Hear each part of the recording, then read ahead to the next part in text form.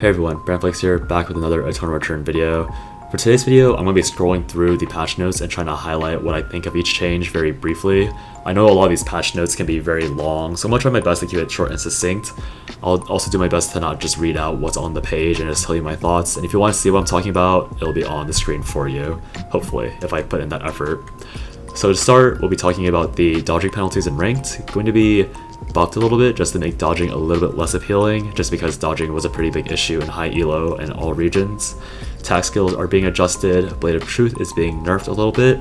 So I only found this out recently, but it turns out Blade of Truth, the 15% extra damage was everything after the Blade of Truth hit, so they're nerfing that damage amp from 3 seconds to 2.5 seconds, and then False Oath, Blasting Bullet, and Quake are all being buffed, so they are going to be a little bit more usable. I think out of all of these, Quake is probably going to be the most useful, just because False Oath, while it's fine, we'll have to see. I think level 3 False Oath is good, but definitely not level 2. Nadine is getting a buff to her farming. I don't think this will really do much because there's a lot better auto attack characters that exist that don't require the ramp that Nadine has. Nathapon is getting a bit of his utility bumped up and his damage output barely bumped up, so he's gonna be a bit more rewarding to play. Nothing too special since they're not trying to break the meta with any of these buffs. Nicky is getting her passive buffed, which is again just a kind of a small bonus. Not many Nicky players are leveling her passive, and I don't think there really is still a good reason to level her passive, but late game it'd be very useful, and there's probably going to be a cheese build at some point with Nicky that allows her passive to be leveled first and just take a few kills here and there. Tia is getting rewarded for hitting her abilities a bit more, mostly her blue and blue-yellow, so good on the players for that. Laura is getting a usability buff, which should make her a bit better to feel just because your W is going to be slightly longer and you're going to get a much better reward from hitting the W. Leon is getting a power shift where his passive is going to do more damage and his Q and R are going to be a little weaker just so that you're forced to auto attack a bit more. Dailin is getting her durability nerfed so that she's less obnoxious with dodging autos and reducing your damage. Rio getting a small damage bump, which I don't necessarily agree with, but it's probably fine because the longbow was pretty trash. Martina is getting a better reward on her broadcast form, which is again valid because nobody likes playing with Martina. Mai, a bit of a utility bump, which is concerning just because Mai already was getting pretty popular, so a buff to her is a little odd, but not a big deal. Markus is being buffed across the board, makes it a bit more playable. Maybe he'll be the next top tier bruiser. Nothing too insane, but it is a lot of damage once you hit max level, so we'll see if he's a scaling bruiser. Magnus is getting buffed across the board, more utility and more damage on his Q, W, and E is kind of scary, but as long as he's killable, I think it's fine. Barbara is getting an unnecessary buff to her Q, which actually is pretty big because this allows you to Q W and then return your turret more easily and also give you more options when you want to QRQ. So a bit of a very unnecessary buff. Very odd that they've done that, but as a Barbara player, I'll take it. Bernice is being buffed. They're making his auto attack to the smoother, which is odd because the issue is his base crit. But a buff is a buff. Celine is getting a small nerf, allowing you to link your Qs a bit more easily just so that you're not as punished, and making her R a little bit weaker. Xiukai is getting a little buff to his Q, which you don't really level to begin with, so the utility being upped is good, and then his W is getting his healing and its cooldown decreased, or healing increased, cooldown decreased, so that's pretty good. Don't think it would do much for him. Shoichi is getting a pretty massive buff, a lot of damage across the board, might make him very strong, might not just because, again, he's a AoE 0cc assassin character who could get easily gunned down, but as Shoichi players should rejoice. Sua is getting a buff that a lot of people might call very unnecessary, and I would be inclined to agree, but since Noble Neuron does buff based off Korea, I guess Sua's not doing great in Korea, so just be aware that you're going to have to deal with Sua's in NA and any other region, while Sua is kind of on a tear until Korea finally picks her up. Sissela is pretty terrible, she's getting much needed buffs, her ultimate might actually be scary, so we'll see how that goes. Adina is getting a pretty harsh nerf. I know a lot of Adina haters will think this nerf doesn't really matter, but you have to understand that it's 20 base damage and 10% amp, which means that base build Adina is losing 45 damage off every Q, which you spam a ton, and late game Adina is missing almost 90 damage per Q, which is a ton. So I think people that are saying Adina isn't getting nerfed hard enough are a bit coping. I do think the best Adina in the world will still perform and rank very high, and people use that as evidence that she's still too strong, but this is a pretty big nerf. Aya is getting her damage adjusted, making pistol and sniper Aya a little bit better and air Aya a little bit weaker. Hopefully her W will be more jukable, which is really a big deal because her W was impossible to dodge the first few bullets of if they aimed it remotely properly. Isol is getting a bit of a damage buff, which is again kind of concerning, but the buffs are really odd in the way that his Q, which is better for auto attack, isn't being buffed for auto attack, and his W, which is better for his amp build, is being buffed for auto attack. So just a bit of power shifting going on just to make him a bit nicer to use for each build path, I guess. Isaac is getting a buff. It's not really a big buff, but it's probably for the best.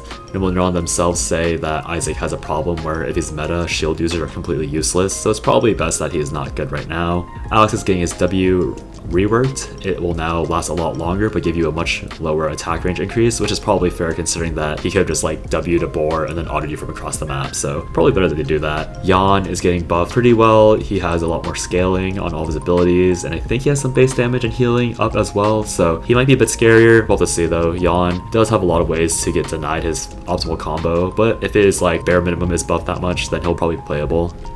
Estelle, one of the meta golems of the patch, is getting pretty harsh nerfs. I actually didn't know until the patch that her E gave AoE damage reduction. I honestly feel like they should just remove that completely. I know that's a bit absurd to just say that, but you have to remember that Estelle's E is already an insane DR for herself, so the fact that it's just reducing everyone else's damage by 25% is really insane and does explain a lot when I think about it. So I think Estelle is definitely extremely playable. You might be a lot squishier, but that doesn't change your overall, your CC is still insane, your shielding is still insane, you still have your good passive for overall fight sustain. It's just that your teammates won't be able to tank a full combo and live for no reason. Now they might die, and they still probably will live most full combos because the game doesn't usually account for a random quarter off all damage taken.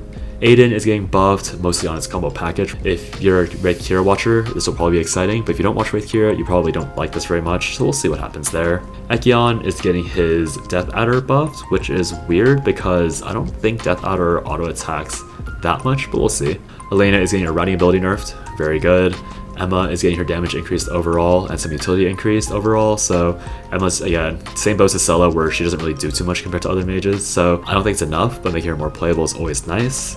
Johann is being buffed in damage and his W kind of. Very odd because his Q doesn't scale, the healing on his Q doesn't scale up damage anymore, so they're just making him a better nuke, but he's a healer and his healing isn't great, so we'll see where that goes. Dual Sword Yuki is doing a bit more damage, pretty good bump. William's doing a bit more damage, a decent bump. Irem is getting her reward on a lot of her other abilities increased a little bit late game, which is pretty good. I think only really good Irems can really pilot her to the best success, so seeing a bit more high skill cap character pilots will be exciting. Leon is being buffed for an odd reason. I think a lot of people in NA think Leon's really good, and I think she was already being played in Korea a little bit, so we'll see if this puts her over the top. Her Q and W are spammed a lot, so the fact they gave her essentially the reverse of what they did to Adina in damage output is really, really scary. She will slam even more than she already has. 11 is getting slowed a bit more while she's charging abilities, which I don't think is the right way to go about it because she usually E's on top of you and then charges, so if you didn't have a mobility spell, then you're probably still getting taunted, so a bit weird, but maybe it's enough. Zahir is getting a buff on throw, totally worthless because you're not going to not play Shuriken. Jackie is getting a bit of a buff, which should be fine. Her W will be a lot better for dual swords as well as her ultimate, so she might be able to auto attack with dual swords again. Jenny was super performing, getting a 15% nerf on her persona, which is a pretty good bump down. We'll see if it's enough though, because DM paired with Jenny was probably the biggest thing. Camilo is getting a pretty major buff. The defense per level isn't that big, but the fact that they're increasing his shield amount and they're making his shield more accessible is a pretty big deal, just because they're nerfing a lot of sustained damage characters, and Camilo does really well in longer fights because of that shield. So we'll see. If the meta slows down, Camilo will be a problem, but if it's still really fast, then this buff means nothing. Karla's getting a buff because she wasn't really that good. Totally fair. Cathy, dual swords is being nerfed, although I'm pretty sure that like dagger Cathy is still very good. I feel like nerfing her auto attack damage, like not even the amp of her auto attack, it's just the base auto attack damage when she builds no AP. Very odd, but damage down is damage down. She'll still one-shot you. Chloe is getting nerfed a little bit in attack power, and her chain damage is doing a little bit less, which is pretty big, but not many Chloe players are doing that, so we'll see if that actually matters. Chiara is finally getting a buff after all the nerfs she's gotten. Tazia is getting a nerf because there's a few Tazias in high elo. Her slow, I don't think people really noticed it, but her defense being lower will definitely matter for early game brawls. Theodore is getting nerfed a little bit just because he felt too powerful apparently. Don't think there's too many Theodores in High Korea, but I think he's so much of a support character that these are probably fine because he's usually in the back. Felix is getting a defense up, which is scary because I think a lot of Felixes aren't abusing his third cast E, which gives you a lot of omnivamp and shield. So we'll see if this tips him over the edge. Probably not though, 3 defense isn't that much. I don't think he's meeting any breakpoints with that. Priya is going to be buffed a little bit on her E, which is the ability that I like because that's like the AoE raid boss ability. We'll see if that does anything. Fiora is getting much needed buffs to compete with the other assassins in the game. Probably not enough, but we'll see. Fiora's one of those characters where once she is too strong, she's obnoxiously strong, but when she's like not too strong, she's always weak. Pilo's getting buffs across the board. We'll see if it seems more play. Other Metagolem Heart is getting her ass kicked, but also questionably by not that much. She's losing 5 AD, which is pretty insane, and she's also losing 4% total attack power percent from her passive evolution. So all that combined, she probably total loses baseline like, I would say 6% auto attack damage, which you might think is a lot, but when you consider that a lot of hard players killed you in 10 auto attacks, the 11th auto attack might make a difference in a lot of games, but like that's just an extra auto attack that's like half a second's worth of a fight. So I don't think this heart nerf is enough for her damage output, but her E being a lot less usable in terms of holdability is pretty big. That means you can actually crowd control her and have her lose the extra stacks if she greets them. So very good nerf on her E, makes her a lot less slippery if she's greeting. Third Q, like, probably shouldn't have a slow. I don't know. Heart's a very powerful character, like by far the most popular character across all regions, all ranks, all tiers of play. The fact that she got what feels like to me a less harsh nerf than Adina in terms of damage is a little weird, but we'll see. Surely they'll hotfix nerf her if she's still a problem. Hyunwoo's getting nerfed because they buffed him too much last patch. Hejin is getting a bit of a buff for bow because Shuriken's all that's popular. And then they're doing some changes to weapons and armor, so the blue weapons just had a bit of random stats left over from 1.0 before 1.0. Butler's chest, or Butler's suit rather, is being buffed because it was worthless. Metal armor is being nerfed because it was a little too popular. Burgundy 47, same boat as Butler's suit, just getting a bit of a buff to his shield. And Phantom Jacket, which is Mai's Sampadi Fire unique craft, is getting a little bit easier to build.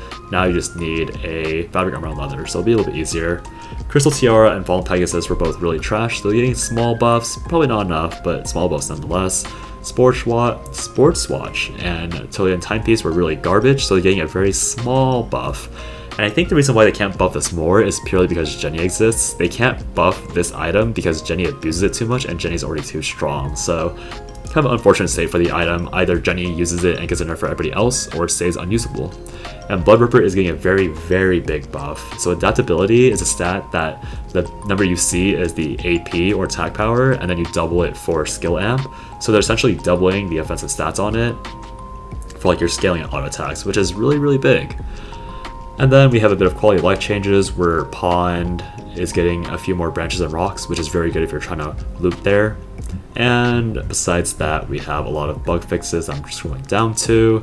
The biggest one for me, the one that definitely affected a lot of gameplay, was the Nicky one, where if you hit ultimate after proccing parry, you would eat the empowered E, which is a huge deal.